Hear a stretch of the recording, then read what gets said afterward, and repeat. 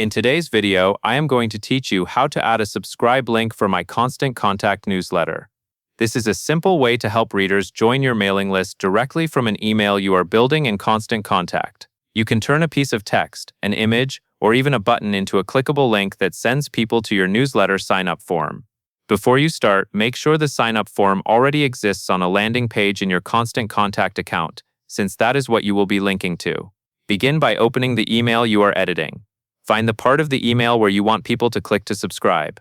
If you are using text, click and drag your cursor to highlight the exact words you want to turn into the subscribe link. A clear call to action works best, like a short phrase that tells the reader what to do. If you are using an image or a button instead, you do not need to highlight anything. Just click once on the image or button so it is selected. Taking a moment to select the right element is important because the link will only apply to what you have highlighted or clicked. Next, look at the toolbar in the editor and find the link icon. It usually looks like a small chain link. Click that link icon to open the linking options. This is where you decide what type of destination your link will go to.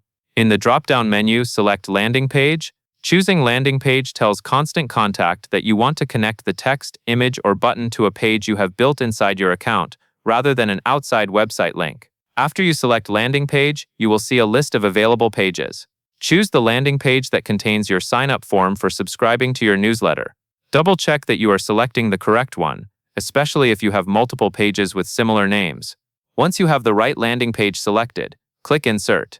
Constant Contact will apply the link to your highlighted text or selected image or button. To confirm it worked, click the linked item again and check that it shows as a link, or use the preview option if it is available.